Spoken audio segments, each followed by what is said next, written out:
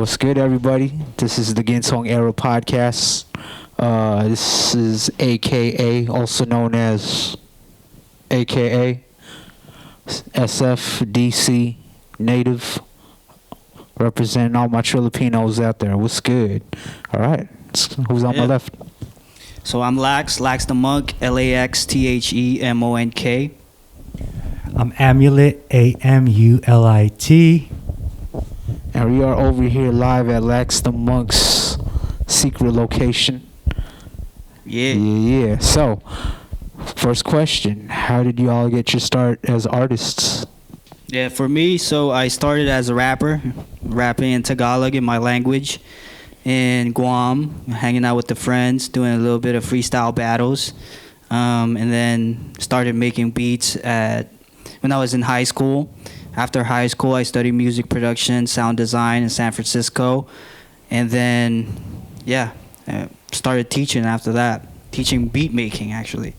So, for me, it started when I was in my teenage years, rapping and stuff at parties, freestyling, and then maybe when I was around like 17, I was locked up, and I found out one of my homies was making music too. And so when we both got out, we recorded like a track in his home studio, and that was like my first taste at like recording.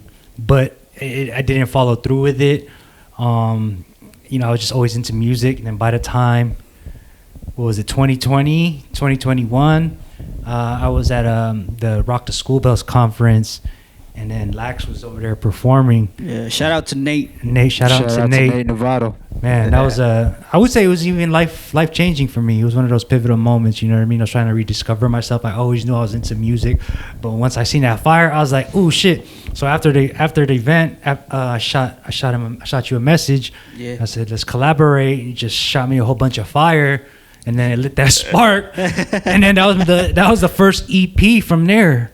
I used to spit when I was like a kid. Like my older brother was like 12 years my elder. He actually used to record on like tapes and stuff, which was a trip. And so like he would record over like all these like kind of 90s beats like Chief Rocker and I'm trying to think like Come Clean, like those kind of instrumentals, right? And so he had this kind of flow where he would always be rolling and everything, and that's kind of what I like kind of personify when it comes to like rapping. But I just remember like I've always had a thing for making hooks, and we had like a compact computer. Oh, yeah. And the trippy part was we had like one where we could just like record right off the computer, and like the hook I kept on coming up with Zio, because I used to like that Power Rangers like when they had Power Rangers Zio, so I was like saying Zio 101 is Zio, and it just sounded sick to me. I was like just rolling with it, and my brother and I were just messing around with it. How were you guys recording? Was the beat playing in the background, and my brother was microphone capturing the beat? You know what it was my brother was beatboxing, which was hecka funny. Yeah. Crazy. So it was one of our ways that we bonded, and because I've always liked hip hop, rap ever since I was like youngin', man. Like since I was like 4. Like we talking like when Tupac was still alive. Yeah. And like I started getting more heavy into it. Like I started writing music when I was 14, but I didn't start rapping until like I was like 16, pretty much. Yeah. Yeah, you actually just reminded me. Is my thing on? Yeah. Yeah. I wrote my first. Because you know how I said I was always freestyling. Mm-hmm. I actually wrote my first 16. Like wrote it down on paper when I was locked up at Boys Ranch. It was a way to, you know what I mean? It's like, oh, I could do this, and it wasn't even to a beat. Yeah. So I was like, oh, okay, this is the process. But yeah, you just reminded me on my process. Like the first like songs I actually wrote were just it was funny because like I wanted to be in a band, but like I ended up writing them like raps, which was hella funny because I was like influenced by the likes of Linkin Park, which is a trip. So like I wanted to get into like metal, punk, but they just ended up sounding like raps, and I came to terms that, you know what? And like the stuff I'd rap about too is just more like social, political, like those kind of things, especially like about identity. I was like, man, I want to be able to like convey this and see where I go with it, you know. But yeah, it was also like just trying to find out my sound and everything too. Yeah. Yeah. So you make beats, you rap, and Oh, yeah. you scratch too. Yeah. I dabble into all of those, even like graph. I actually really started as like more like on the visual artist side, like just yeah, drawing and that too. everything. Yeah. So that was my start into creativity. But when it came to beats, same thing. I started on FL like back when I was like 16 because somebody hooked it up with like a cracked version of like Fruity Loops.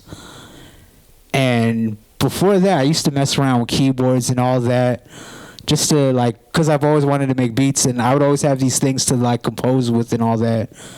Let alone like I've been playing guitar since I was like in middle school too, just like self-taught, even with piano, all those stuff. So like everything's by ear. But when I just started like composing, like it was like at 16 and just going like crazy with it. So You just reminded me too. My start with music wasn't even rap first. It was actually beatboxing. I was beatboxing as a youth first, and I was banging on tables, especially when I heard clips grinding. Yeah. that's the beat right there. I was like, oh, this is the shit. So I was doing that and beatboxing before rap. Yeah, so that's how I got started with the elements. And I was actually tagging before I was kind of rapping first. Yeah. But then what messed me up with the tagging is when we bombed our school, our middle school, my probation officer went to my house and seen the tag on my table. You know what I mean? All that. So I was just like you're in big trouble, mister. yeah, so that's the trip. So But you do you more. two are born and raised in the Bay, yeah? Yeah, I'm born and raised out in Frisco, Yeah. Daly City. I was born in San Francisco. I grew up in the Daly City, but then my family's in San Francisco, so I was always back and forth at my grandma's. Was there any like noticeable things that changed growing up, like to this day? Like now, it's like a lot of things are like closed down, and it's like kind of like a trip because I always thought it would be there for a while, but it's kind of like, man, this is the reality we're living in right now. Like very dystopia-ish, you know. But you know, like aside from that, like you know, like I'm just there during the times where it's just looking bad and hoping that something good comes out of it. You know what I mean? So. Like for me, like what I remember from like where I was growing up, like in the Natoma area, like in the 6th Street. Oh snap! It was kind of the same, like from what I remember when I was a youth. Like you know, just the structure, even the folks. There was a lot more activity when I was younger, but there's still a lot of activity now. The only difference I see in San Francisco is just like, you know, the tech boom and you know, all the businesses and whatnot. But I mean, What about this smash and grab thing? Was that going on? Like bipping? When you were young? I think it's always been a thing out here. Like, it's just the unwritten or the written/unwritten rule. Like, I feel like it's applicable to Oakland, anywhere in the Bay Area. Really, is just don't leave your stuff in your car. Nobody will break into it. You won't get. How many times have you got your car smashed into? Twice. Yeah. Yeah. me never. You know, all that stuff was happening when we were youth. So I mean, I don't think it ain't no different. I just think it's just happening more frequently right now. If someone wants to visit the Bay, what is the best advice for them? I remember you said to not leave anything in the car. Don't have anything visible inside the car. You know, that's just that common sense. You know. What about parking? Picking the right spot. Just make sure that one. Just pay the feed the meter, because you don't want to get you don't want to deal with tickets. Yeah. But if you get the tickets, you better just like pay them off, because man, you know what's funny was the last couple of months I've been going through having to pay all my tickets that I didn't pay off in order to get my car registrations to get that sticker that I got right now. So You know, you just reminded me though. I would say like learn how to use the public transportation. You know what I mean? Muni. I mean, but now it's different, right? We got Lyft, we got Uber, we got Waymo, we got the damn scooters. So if you know how to manage your time and you're open to it, like it might be actually more efficient if you live in San Francisco to just utilize the, you know, public transportation system, or even just the economical way, like a bike or something. You know what I mean? I mean, the trippy part too about like just public transportation, and this was when I was interning for like an organization out in South of Market, and I had to attend the SFMTA meeting aside from like people just complaining about how like hard it is for them to like be able to like the hardships of like either having to pay for the fare, which is up like more up now. There's also like SFMTA trying to release certain like realistic goals, and this was like back in like 2012 along those lines, where they're like, we're trying to get more people to utilize Clipper cards, which they've done already, but they wanted more ridership, which is like insane because, like the thing about like Muni is it's not as unkept as usual because you get like certain weird people like on the bus and stuff, like especially if you take 14, it could be unsafe, but I'm able to like manage over there. It's just also like accessibility, man, because then where I'm at, I have Muni, but everything's like spread out because I'm like, it's more like wider compared to like living like top of the hill or like Mission. You got a 14 over there, you could go anywhere with that thing. But I'm like, man, I feel like it's more convenient driving for me than it is like pretty much riding the bus. And like, everything's getting expensive. Like BART, it's like up there in regards to like their fares and everything. Yeah, like the monthly Samtrams is like at $65. I remember when it had to be like around 30 back in the day. It's not as bad compared to Muni though. Muni is like up there. It's like 100 something. Damn, you got to be riding that thing like multiple times a day for 30 days to make that pass worth it. For real. You can ride the ferry too, right? I haven't really rode it. I just know folks do it. Yeah. I mean, I used to do it. Yeah, when I first got in the Bay, when I first lived in the Bay, I used to live in Vallejo, and I commute to San Francisco, and I take the ferry every time I have a class. Oh, nice. I have to go to, and it costs like, I think it was $10 a trip.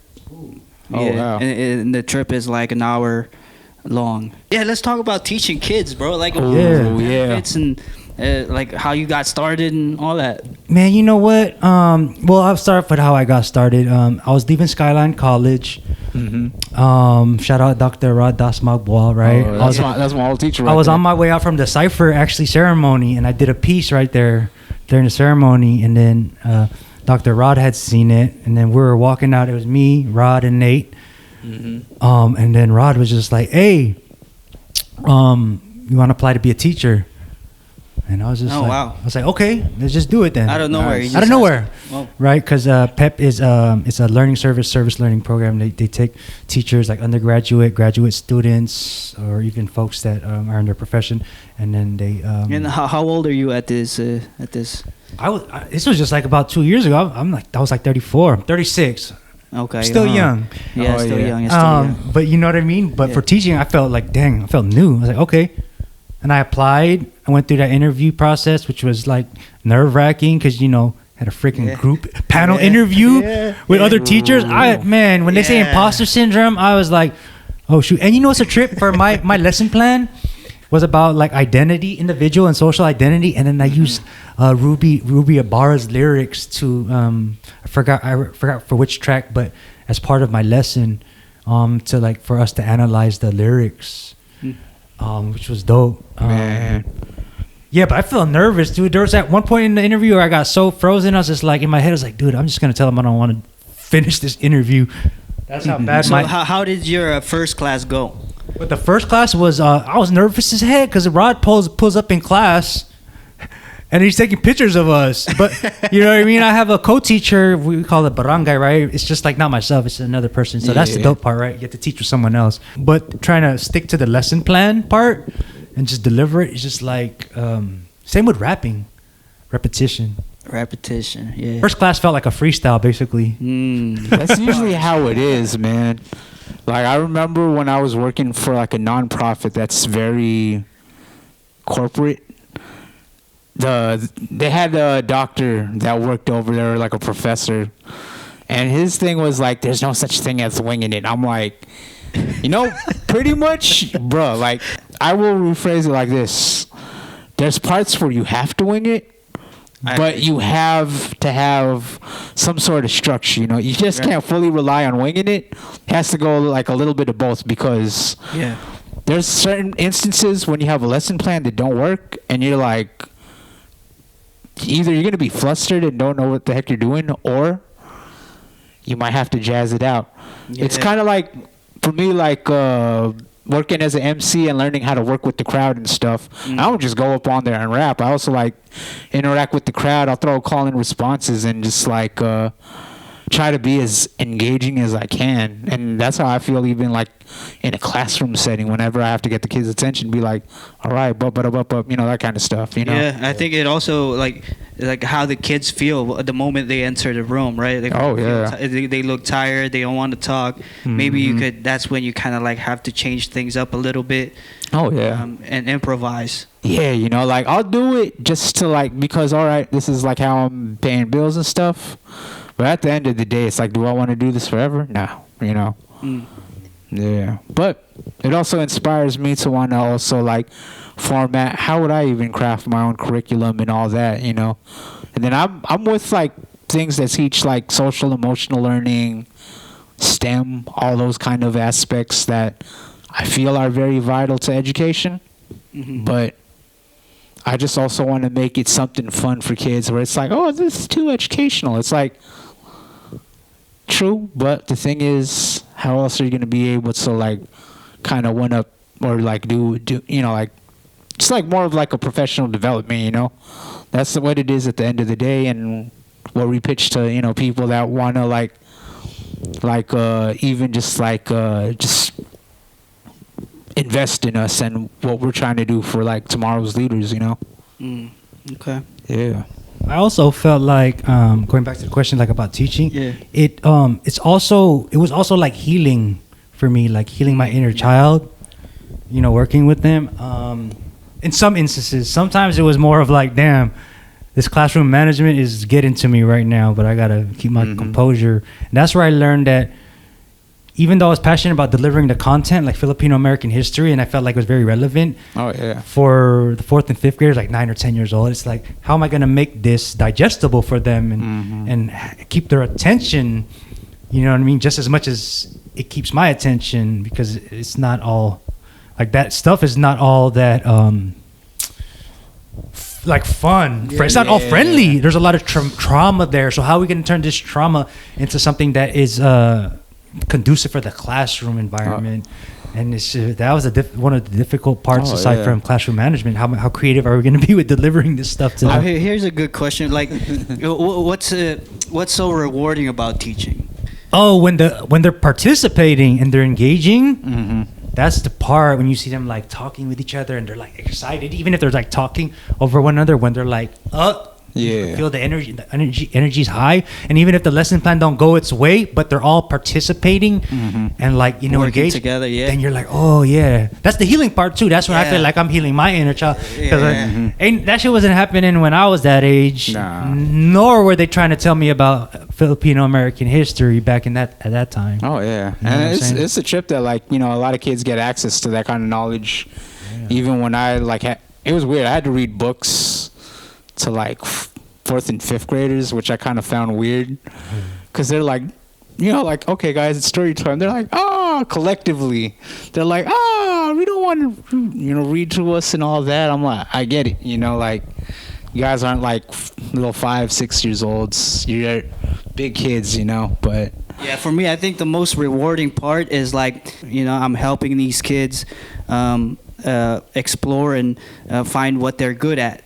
And some of these kids, they love beat making, like especially in juvie. Once they tell me all the time, like, well, like I can't wait to make beats when I get out, and that tells me like I'm doing my job too, because you know you're giving them a path to look forward to instead of having them you know, get back to that same lifestyle that led them in jail. You know, so like I do beats as well, and I think the craziest part with my 4th and 5th graders is because they come from private school, like they have like a better situation, but they also have, you know, like some are kind of shy, some like are like finding a self-discovery, and like I feel like they're more engaged with those kind of things than like school, which is crazy. And like that's where I'm like, man, you know, this is something I also want to bring back to the Filipino community and be like, yeah, man, like this is like something I just want to be able to give back to the community and be like, you know, like hopefully this inspires the next like generation of us and stuff, or even like, folks we have like that are like 10 years younger than us, you know, because that's, I feel like, how we could just keep the culture alive, really, man. Yeah, like kind of contribute, adding to what both of y'all were saying. Had I had like that experience when I was in juvie when I was young, like I feel like that would have helped me and my self-determination, helped me cultivate, continue rapping or doing something. But there wasn't that. So like you go in there and there ain't none of that. You get out and it's just like, okay, we're going back to the hustling. You know what I mean? Yeah. And Definitely. what you were saying too is like that self-determination part. I think it's also cool that it's representation. Oh, yeah. Like you got people of color teaching you something like this, and you're like, oh, okay, I think I'm you know what I mean? I'm gonna deliver it like that. And I think it's such a versatile tool, right?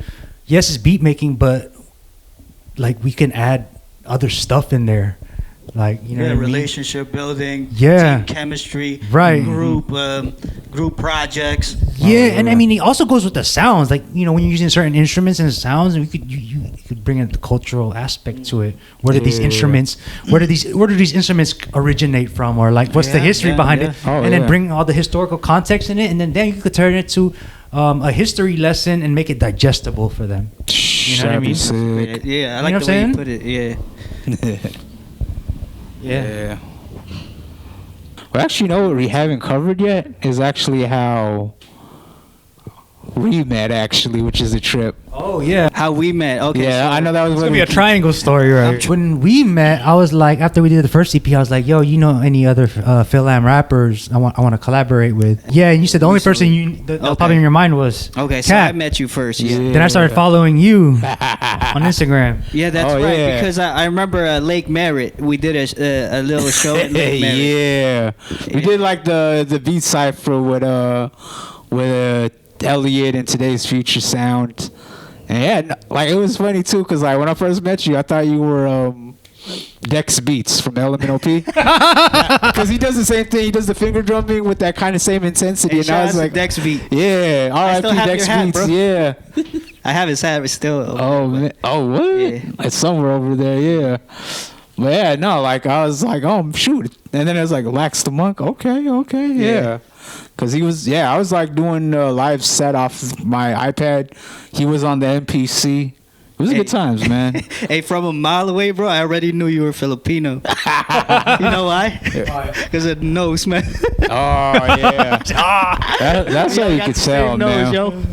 The Filipino was. You already Oh, know. you even wrote a bar on that in the nose. That one bar you did on that last track we Everything did. flat, but I'm more on the nose. And the foe that nose. So I put some like thought-provoking thought into it, man. That's all I'm saying. Yeah. Hey, if you're Filipino, live in the Bay. Hella Filipinos out here, especially in the Daly City, 30 about 30%. That's about 30,000 Yeah. Filipinos up in there. Yeah. Pinol. We roll deep over there, man. The first Jollibee's, First Jollibee. Daly City. I used to live up the hill from that, man. And it was on the news, right? Yeah. Jollibee's rated one of the best fried chicken nation in the nation. Yeah. Time is running out. Recording is about to stop in any moment now, so we gotta end it right here. Oh, so this might be a to be continued, guys. Yeah. G era. First Sierra. episode. Hey, let's celebrate, Selling man. it cheap. It should be for free almost. Yeah. Yeah. But we'll be talking about future moves in the next one, y'all.